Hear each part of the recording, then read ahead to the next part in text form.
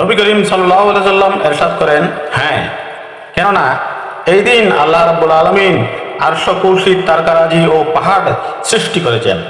লৌহ কলম, জিবরাইল আলাইহিস সালাম সহ অন্যান্য ফেরেশতাদেরকে আশুরার দিনে সৃষ্টি করেছেন।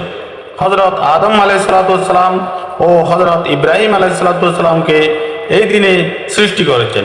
হযরত ইব্রাহিম আলাইহিস সালামকে নমরুদের আগুন থেকে এই দিনে মুক্তি দিয়েছিলেন এবং তার সন্তান হযরত ইসমাইল আলাইহিস সালামকে ফিদিয়া এই দিনেই দিয়েছিলেন। ফেরাউনকে আশুরার দিনে নদীতে নিমজ্জিত করা হয়েছিল। Assalamu alaikum warahmatullahi wabarakatuh. Welcome to Learn Quran and Fiqh. 10 Muharram আশুরার নামকরণ। আশুরার নামকরণ, আশুরা কিভাবে গঠিত হলো, আশুরা শব্দটি কিভাবে গঠিত হলো তার অর্থ আমরা এখন জানব। আশুরার মাহাত্ম্য, আশুরার ফজিলত। আশুরার নামকরণের ভিতরে মাহাত্ম্য এবং ফজিলত নিহিত রয়েছে। আসুন আলোচনা শুনি। আশুরা শব্দটি আশির থেকে গঠিত, যার অর্থ হলো দশম, আর ইয়ৌম আশুরা অর্থ দশম দিন।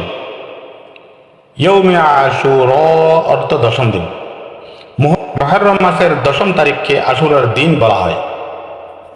কোন কোন উলামায়ে কেরাম এর নামকরণের কারণ হিসেবে বলেন, আল্লাহ রাব্বুল আলামিন ওই দিন 10 জন নবীকে একটি বিশেষ নিয়ামত দান করেছেন, ফলে মোট 10 জন নবীকে 10টি নিয়ামত প্রদান করা হয়েছিল বলেই ওই দিনকে আশুরার দিন বলা হয়। যেমন 1 নম্বরে হযরত আদম আলাইহিস সালামের তাওবা এই দিন কবুল হয়েছিল। দ্বিতীয় নম্বরে হযরত ইদ্রিস আলাইহিস সালামকে আসমানে উত্তোলন করা হয়েছিল। তৃতীয় নম্বরে হযরত নূহ আলাইহিস সালামের নৌকা ওই দিনই জুদি পাহাড়ে অবতরণ করেছিল। 4 নম্বরে এই দিনেই হযরত ইব্রাহিম আলাইহিস সালাম জন্মলাভ করেছিলেন। এই দিনেই আল্লাহ রাব্বুল আলামিন তাকে খলিল বানিয়েছিলেন এবং নমরুদের আগুন থেকে রক্ষা করেছিলেন।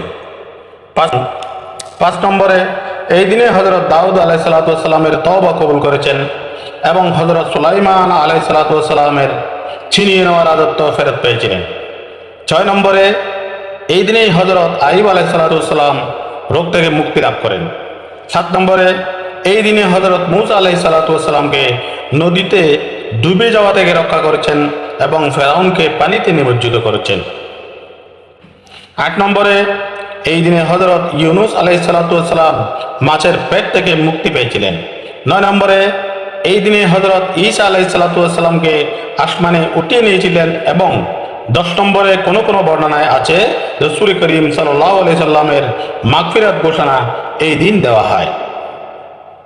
সূত্র আব্দুল কাদের জিলানী রহমতুল্লাহ আলাইহি 561 হিজরি গুনিয়াতুত তালিবিন উর্দু পৃষ্ঠা 429। গোলাম রসুল সাইদি শরহে সহিহ মুসলিম আইনের উদ্ধৃতি দিয়ে খণ্ড 3 পৃষ্ঠা নম্বর 128। সম্মানিত দর্শক, আপনারা শুনতে পাচ্ছেন পবিত্র মুহররম মাসের 10 তারিখ আশুরা সম্পর্কে, আশুরা নামকরণের ইতিহাস, আশুরার ফজিলত, আশুরার দিন কি কি ঘটনা ঘটেছিল এ সম্পর্কে ধারণা পেতে আমাদের ভিডিওটি দেখুন এবং নিত্যনৈমিত্তিক ইসলামিক ভিডিও, কোরআন তেলাওয়াত, নুরানি কায়দা শিক্ষা, বিভিন্ন মাসালা মাসাইল, মিলাদ কিয়াম ইত্যাদি ভিডিও পেতে আমাদের ভিডিও দেখুন এবং আমাদের ভিডিও ভালো লাগলে লাইক দিন, শেয়ার করুন, সাবস্ক্রাইব করুন, বন্ধুবান্ধবের কাছে শেয়ার করে, বিশেষ করে বন্ধুবান্ধবের কাছে শেয়ার করে সওয়াবের অংশীদার হন, যাতে অন্যরাও যেন উপকৃত হতে পারে। আসুন আলোচনা শুনি। অন্য এক বর্ণনায় আছে হযরত ওমর রাদিয়াল্লাহু তাআলা আনহু রাসূল করিম সাল্লাল্লাহু আলাইহি সাল্লামের নিকট আরজ করলেন যে, ইয়া রাসূলুল্লাহ সাল্লাল্লাহু আলাইহি সাল্লাম, আল্লাহ তাআলা আশুরার রোজার সাথে আমাদের বড় ফজিলত দান করেছেন। নবী করিম সাল্লাল্লাহু আলাইহি সাল্লাম ইরশাদ করেন, হ্যাঁ, কেননা এই দিন আল্লাহ রাব্বুল আলামিন আরশ, কুরসি, তারকারাজি ও পাহাড় সৃষ্টি করেছেন। লৌহ কলম, জিবরাইল আলাইহিস সালাম সহ অন্যান্য ফেরেশতাদেরকে আশুরার দিনে সৃষ্টি করেছেন। হযরত আদম আলাইহিস সালাম ও হযরত ইব্রাহিম আলাইহিস সালামকে এই দিনে সৃষ্টি করেছেন। হযরত ইব্রাহিম আলাইহিস সালামকে নমরুদের আগুন থেকে এই দিনে মুক্তি দিয়েছিলেন এবং তার সন্তান হযরত ইসমাইল আলাইহিস সালামকে ফিদিয়া এই দিনেই দিয়েছিলেন। ফেরাউনকে আশুরার দিনে নদীতে নিমজ্জিত করা হয়েছিল। হযরত ইদ্রিস আলাইহিসসালামকে এই দিনে আসমানে উঠিয়ে নেওয়া হয়েছিল। হযরত আইয়ুব আলাইহিসসালামের রোগ মুক্তি এবং হযরত ঈসা আলাইহিসসালামকে আসমানে এই দিনে তুলে নেওয়া হয়েছিল। ঈসা আলাইহিসসালামের জন্ম এই দিন হয়েছিল।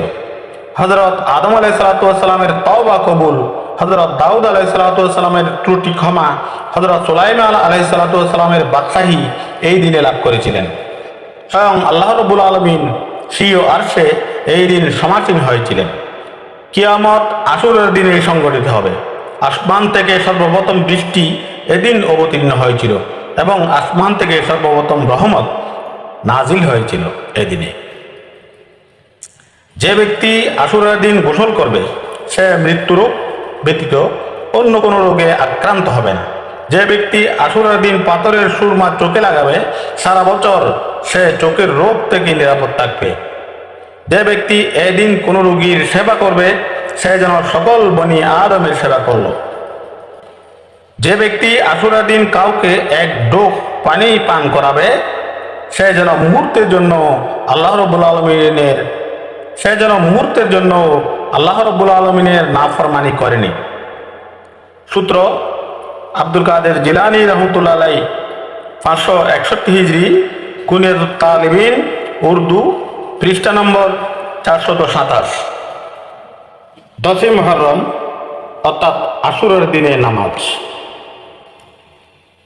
যে ব্যক্তি আশুরার দিন 4 রাকাত নামাজ এভাবে পড়বে, প্রতি রাকাতে একবার সূরা ফাতিহা এবং 50 বার সূরা ইখলাস পড়বে, আল্লাহ রাব্বুল আলামিন ওই ব্যক্তির বিগত 50 বছরের এবং আগত 50 বছরের গুনাহ ক্ষমা করে দেবেন। আর জান্নাতে তার জন্য নূরের সহস্র প্রাসাদ নির্মাণ করে রাখবেন। অন্য এক হাদিসে আছে 4 রাকাত 2 সালামে পড়বে, অর্থাৎ 2 রাকাত করে পড়বে। আর প্রতি রাকাতে সূরা ফাতিহা, সূরা জিলজালাল, সূরা কাফিরুন, সূরা ইখলাস একবার করে পড়বে এবং নামাজ শেষে 70 বার দরুদ শরীফ পাঠ করবে। হাদিস কানা হযরত আবু হুরায়রা রাদিয়াল্লাহু তাআলা আনহু থেকে বর্ণিত। সূত্র আব্দুল কাদের জিলানী রহমতুল্লাহ আলাইহি, কুনিয়াতুত তালিবিন, উর্দু, পৃষ্ঠা নম্বর 427। আব্দুল হক মুহাদ্দিস দেহলভী রহমতুল্লাহ আলাইহি 1052 হিজরি, মা সাবাত বিশ-সুন্নাহ, উর্দু, পৃষ্ঠা নম্বর 27।